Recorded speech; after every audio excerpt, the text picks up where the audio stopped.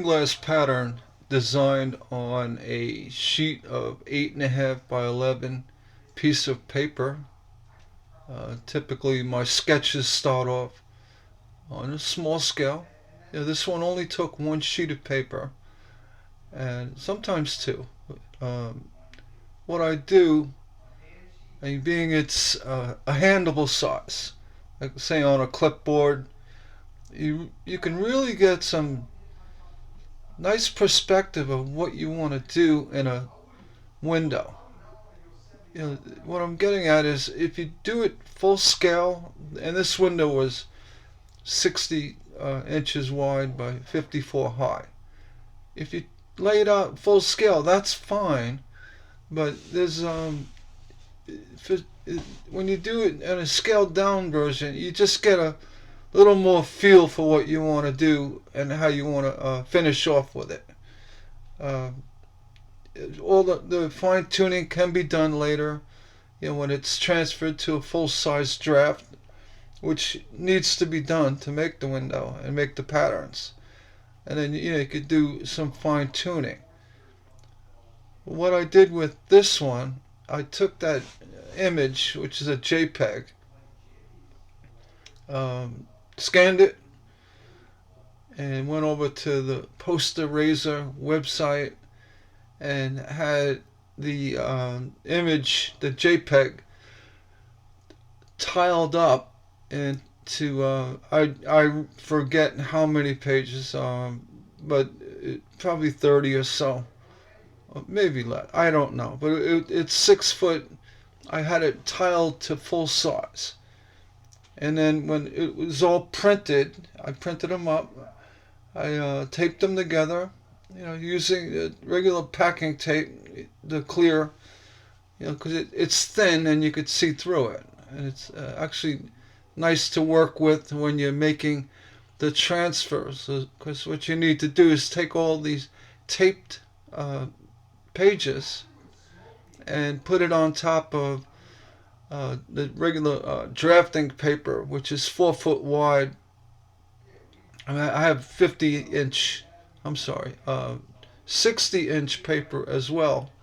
This one was done on a 60-inch wide piece of 70-pound virgin craft paper, and the transfer was done. You pin down to one side and you fold everything over. And before I did that, I taped the back as well, just to keep the pages very sturdy. But what you do is you put a layer of graphite paper on top of the 70-pound craft paper, and you transfer the printed copy onto the draft paper. And using the graphite transfer paper, it allows you to actually erase the graphite, because it's not like carbon paper that leaves a waxy film. The graphite is made from pencil, graphite from the same material. So that's a little added bonus to using it, because, well, it's actually very vital to doing transfer and design work, because once you have the graphite copy on your full draft paper, your pattern, again you go over with a regular number 2 pencil and finalize your design, darken it up real nice, and then you go through the process of putting another layer of 70-pound paper below and graphite, and then do an actual pattern copy. The actual part you cut up with pattern shears, the templates. And that typically would be the top sheet, where you do all your artwork. And the bottom transfer copy onto Virgin Craft, that would be your working copy. So that's how you build your window on that. The other option as well, and did quite often, made 3 copies. And when you do that, the original on top, even if you're doing 2 copies, the original, you should use a very sturdy ballpoint pen. Because what that allows you to do is trace over the printed patterns on top of that packing tape you used as well. It just seems to work a lot better. Uh, and then when you do the transfer from uh, the copy, now your pattern copy, the first copy that you did with the transfer, you do the same thing. You use a firm, like a Bic pen or a Papermate. Yeah, Papermates are nice. The blue ones, the ball actually works better than a Bic pen. I've found. I haven't used the modern gel pens, but basically the transferring of the pattern requires uh, somewhat of a pressure to the point of the pen, whereas a number 2 pencil would snap. The point would snap. A lot of times, before I used the pen, I used the 4H, number 4 pencil, and a better quality one. They were not cheap, and they would work through the design using enough pressure to do the transfer. And unlike a pen, which you can't erase, uh, the 4H pencil was erasable, or you could make adjustments if you had to. Typically, once the transfer was done, the second time, when you have a finalized darkened copy, original now, the original would now be, instead of the printed patterns, which technically is original from the scaled down version. Uh, that would now go in, once you have it on top of the working copy, and you're doing that pencil fine tuning or pen. I like using pen because it runs smoother. You can actually do a lot more with the pen. And the numbering, every segment of this panel had to be defined with a number. So you kind of work your way in with using the design. Like if you want to start numbering it, I would just go right to the wisteria and the wisteria petals and start numbering. 1, all the way. And when you're completed with all your wisteria petals, you jot that down. Then you say, all right. And the trick is that you don't want to number things close together that have different glass. So what I'm saying is the wisteria wouldn't be like 1 through 200, and then immediately go and start numbering the leaves around the wisteria, because they could be easily confused. As same with the wisteria branch work. So after numbering the wisteria, you write down the number count. Now you go over to the balusters. You start numbering them. And the same thing. You write down the numbers. You put them aside in their own pile, because you're gonna have a big pile of templates. And I find it very therapeutic to sit there and just start cutting up a window. With a good pair of pattern shears. Something like this, I would typically just give it a light spray of clear acrylic. It's actually designed for artwork, for charcoal coloring.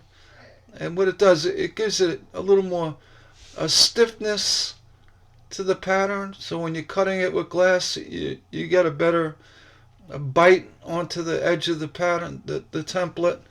Actually, it doesn't fold up as easy, or have issues.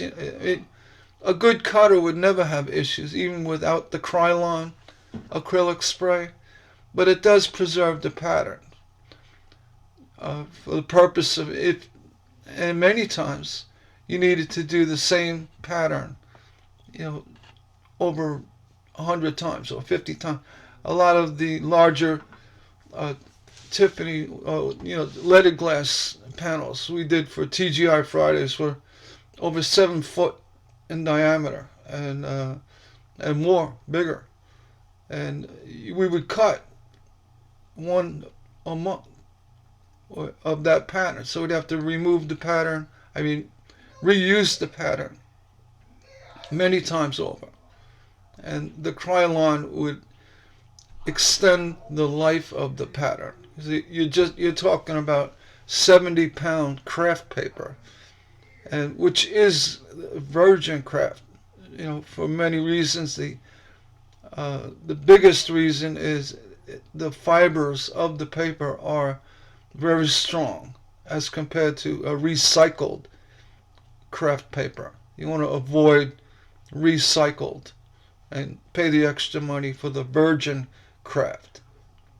As I throw that in. Again, the patterns are all cut up, numbered. I used to take a strip, strips. In this case, it would be probably 3 of them, of roughly 5 inches wide by 40 inches long of sheetrock. And using the metal push pins, I would put the stack of patterns. Some stacks had to be 3 or 4, and I'd have to put in an envelope if they were smaller pieces. And then I would take the patterns, lay them on that strip of sheetrock, and pin them down with the metal push pins. I kept everything orderly. So, when you do windows like this, you're going to end up with big piles of patterns. You need to really organize. When you do cut the window, and you can easily see that you have a pattern that shouldn't be that number, or you made an error somewhere. It happens occasionally, but most of the time, the organization of the patterns and doing it as you're cutting with the pattern shears, it really helps guarantee that everything's going to be where it should be and cut when it should be. I just wanted to share that. This is the peacock window I did. Here's a close-up of the peacock face. All of this, this is a one piece. It was fired in the kiln, and using black tracing line, fireable paints. And then, and then what you do is this would be this was a single fire. What I did is I used a vinegar in the mix for the paints.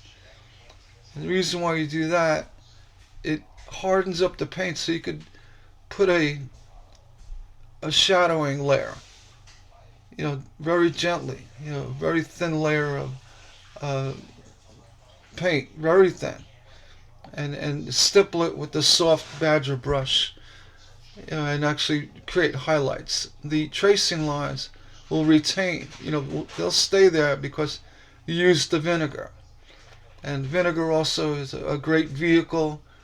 It makes the paint flow off the tip of the brush easier. It's not as good as a clove oil or something like that, but it's much better than just regular water.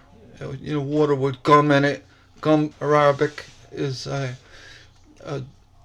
it's not really necessary for firing paint, but it does help keep the paint where you put it, and then it has a little bit of a flow value as a vehicle.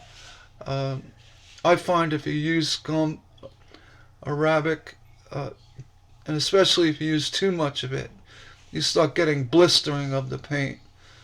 I find it as an unnecessary step, actually, and just go with the vinegar, which takes care of the problem. Gum will also, with the paint, keep a line where it would need to be longer than just, say, regular paint. That when it's in its painted powdered form, it comes off easily. on the glass. And that also that thin paint, the blended paint, the thin coating. I come back with a once that's dry. It takes about actually seconds, 20 to 30 seconds. I mean, minute or two is fine.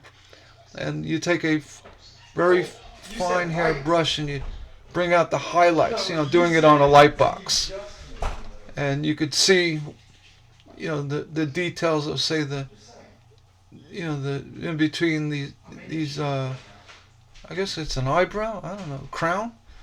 And then again with the round areas, I use a very fine. I use an X-Acto knife with a nail in the end of it. I cut the head of the nail off, and then the actual point of the nail I run on a grinder, and I temper it. I actually put it when it's cherry red into water to temper the tip, and you can make a real fine tool for scribing it on glass. It gives you all the highlights you need when you're working with a project. It's same with the eye. This is not a really good photo, but this eye has been painted and has the resemblance of a reflection on the eye. This helps give that three-dimensional effect, which is really important. You're going to paint.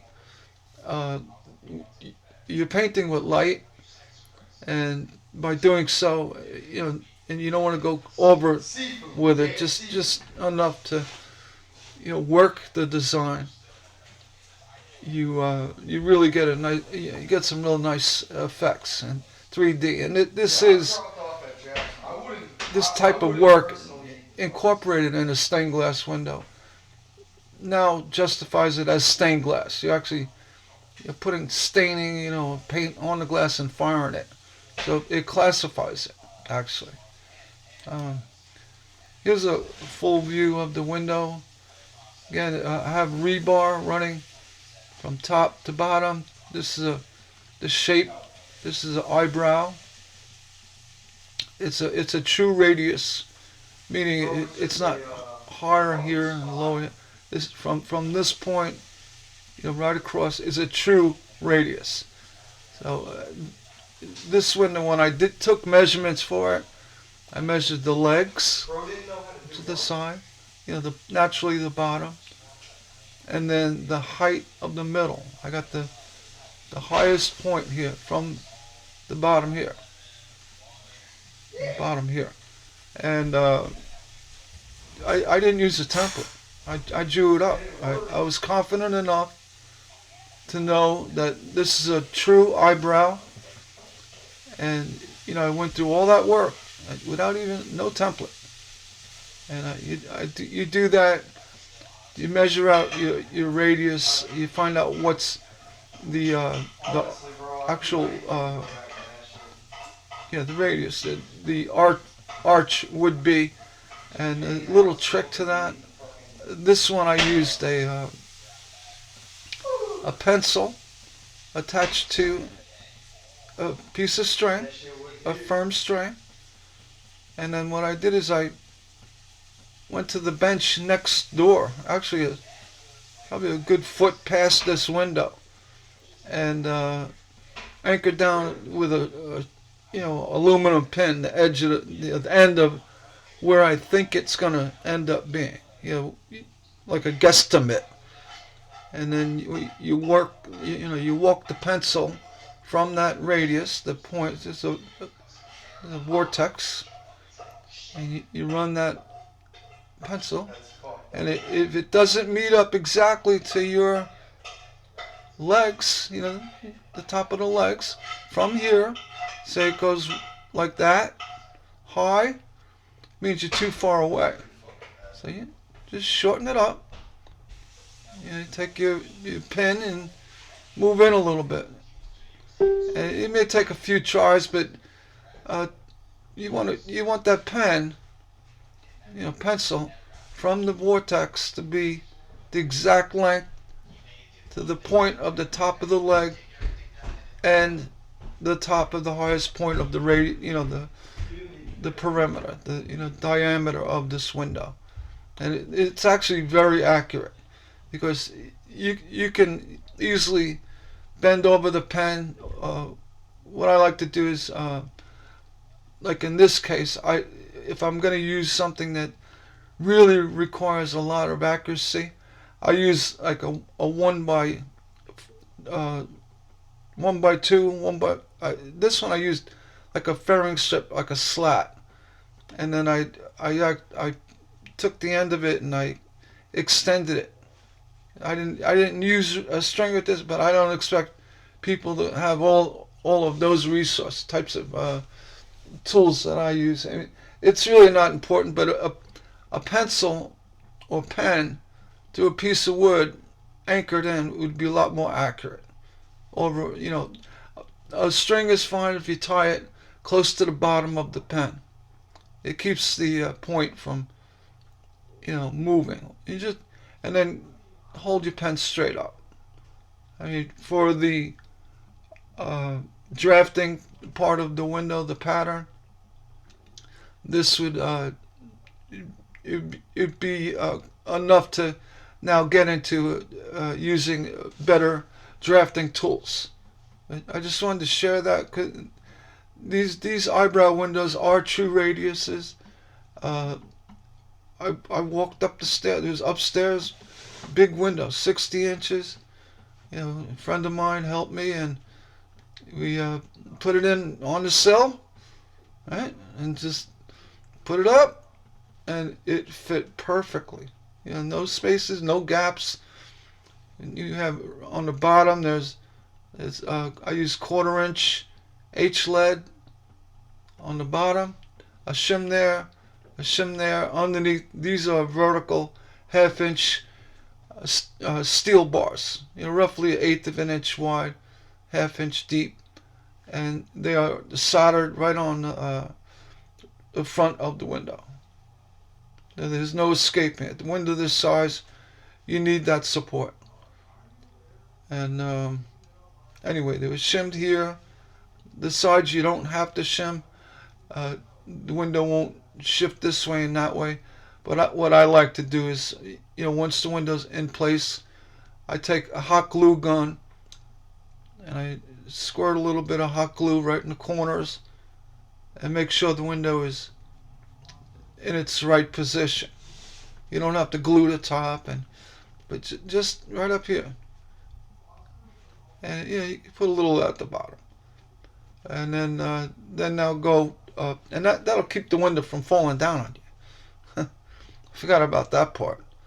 You could put a little tack, little brad to hold it up. I think in this one we did as well, but the top curb molding was, I don't remember. I think it was the last one, so we figured on putting just little safety brads. Let's keep that window, because you're doing your trim, your moldings. You don't want to hear crash. That would be bad, especially in this beautiful bathroom. Little more about this window. This is 100% Kokomo glass. I used, you can see different. It's actually this glass of bluish green is a Kokomo 70. There's a better run. There's hand selected Kokomo 70. It has more of it's like a teal blue over the green. The other areas of this, I used another shade of the 70. You could see it up here on the neck. This is also got the deep plum in it, teal blue and green, and these are a couple of sections of that same glass. I'll go back. You could see it here, and this is all hand placed. I want to take some of this darker plum, especially under the head, just to give you that the dimensional look. And there is a line that runs here. So this piece and this piece are two different pieces. And again, another nice run of the glass. Not as I'm sorry, not as teal blue as the tail, but a nice run. Back to this picture. You can't see it in this photo, and it's a very gloomy day, but this is Kokomo red glass for the roses. Here, you got one here, a small bud. You got a bud or two down here, but these were painted. Actually, the roses have really nice painted detail, similar to what I did for the crown. So I have highlighted petals. It's a real shame because it came out really nice. Excuse me. And kiln fired and used for the window. The woman she loved roses and peacocks too. But that was this window really. I wish I had better photos of it. It had some roses over here too. But anyway, that was fired in. And a little bit more about the window. It's just random, little rose here, little rose leaves here. They have a climbing clematis. There's a bud here, and again, this is all Kokomo opalescent glass. So I was getting that. The sky was, unfortunately, the sky also had layers of color, and this photo really, it didn't come out great. But it was I think thunderstorms that day, and it overexposed itself. Taking. So I just wanted to show that. Here's the bathroom. This the tub is one of those antique tubs with the hand shower. This is all brass stuff and beautiful tiling on the walls. And the tub had the claw feet, which is really really neat. I'm trying to scroll. My mouse it flips the picture. But yeah, this is a job we were very proud of. The customer, she underwent some brain surgery, and she this is kind of like a birthday gift from her husband, and she was crying when she saw it. And that is a lot of you folks know who do stained glass. When you install your window, and you're looking for that feedback, the rub from the customer. I mean, when you get somebody that's so emotional, and they love it. I mean, most people love your work, but this woman, I don't know any updates on how she's doing today, but it makes you feel good. It really values your creative efforts in your stained glass. And that's a little bit more of the story of this design, this job I did. Again, I mean, just starting on a regular office size, letter paper, 8.5 by 11. You're doing all your designs, and when everything's at arm's length, literally, and you could hold it up, step back like you're looking at a photo or what have you. It just makes all this work a lot easier to do on this scale.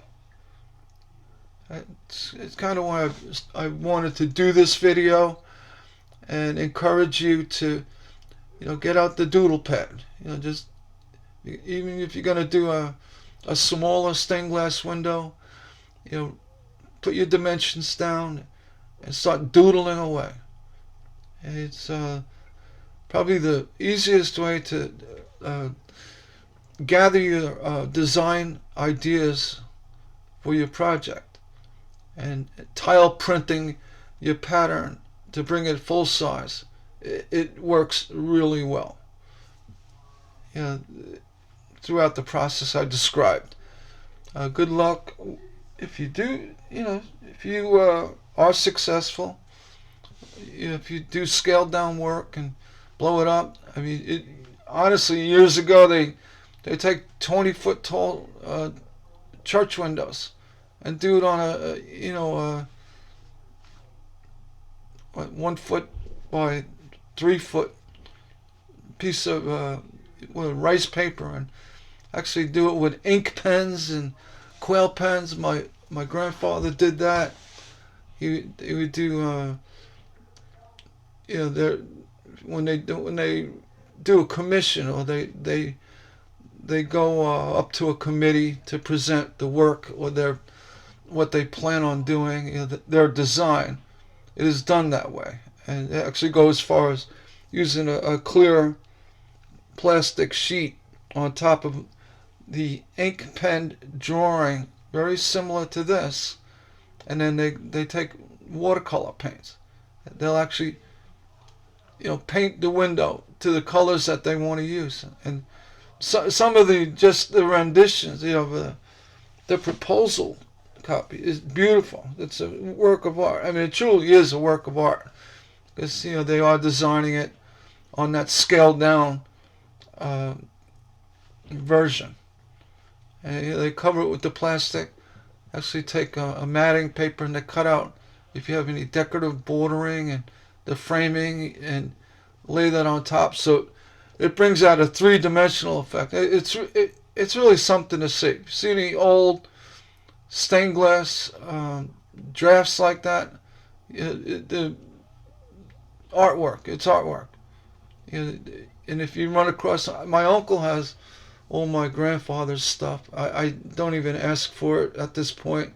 We don't really see each other, and it's just but it's a treasure, to have these things. So and then they're nice to look at. If you run across any old ones, you'll understand. I mean, they didn't have computers and fancy printers, and that's how they did it.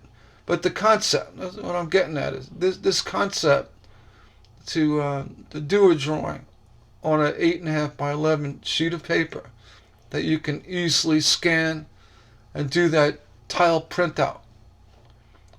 We're just updating the process. And again, even in my grandfather's day, I learned how to do enlarging windows. Back when I started in the mid 70s, my uncle, who was the studio artist, he did the old, draw a square,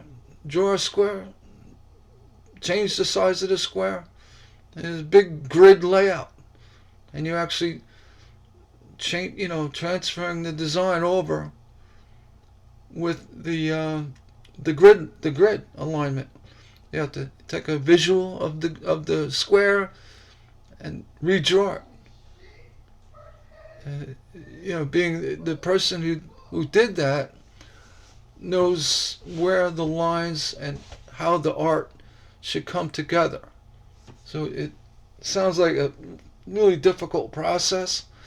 If you take a 1 foot hand sketch and you want to blow it up to 4 foot or bigger, but it does work. I did a couple like that. But that's how they did it. I mean, I wasn't around for my grandfather, but they didn't have. I mean, you could put it on in the '60s, put it on an overhead projector. That's a little awkward, trying to draw on the wall, but it worked. I have to say, I used quite a few projectors. That took you would actually do a rice paper copy of the original and put it on the overhead projector. Shoot it on the wall with your craft paper held up, and then just go over with a pencil. Just, step aside so you're not blocking it and have at it. And it did quite a few like that.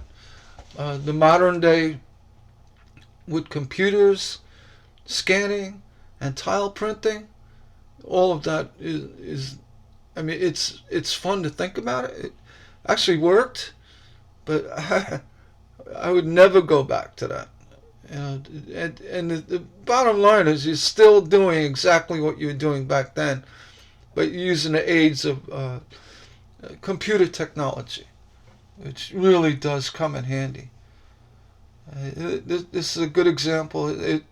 If you look at this design that I drew out here, and you hold it up to that,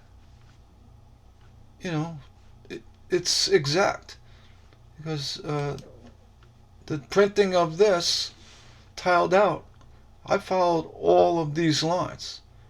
And within reason. Some were just a hard sketch of what once you draw 20 peacock feathers, the rest are easy to fill in, So you get to that full scale, which something like this, you can start doing, adding where you need to, and defining lines. Like draw the foot correctly and the roses, and that's all done on your copy, on your transferred copy. It's actually your working copy. I call it a working copy that inevitably becomes your pattern copy. Your number, and if it's a one-shot deal, you cut up the original. You're actually cutting it up, but you save this. You save the tile. You could always say there's a catastrophe. You still have that paper copy. You roll it up nicely, and what I do is I take that, I roll it up inside the working copy, which is the final, the third copy that you build the window on. So if you ever had to make another one, you have it, and you have your working copy, plus you have the pattern saved, right? And that goes in a manila envelope, and business envelopes inside that to categorize all the patterns, and you store it away. And that technique, or actually process of saving artwork, and that's been going on forever. Went a little long with this video, but the whole stained glass design process is not a simple thing. I mean, it's easy. It could be simple, it could be easy, but you need the patience. You need the you need to, I guess, the aspiration to just go ahead and be confident of what you can do. I mean, there's a reason why a pencil has an eraser, and using graphite transfer paper where you can actually erase things. It's not, I say it's simple. It is. There's a process. All right, I just want to share my designing with this panel and how I got from here on an 8.5 by 11 piece of paper to here. If you liked the video, please hit the thumbs up and hit that subscribe, my Holy Spirit window. Explain how that's done with the firing and the assembly, and there's actually a lot more that I can talk about with this Holy Spirit window I did. But hit it, click it. That'll subscribe you to my channel, and you'll be sure to get updates on great stained glass video content. Thank you for watching.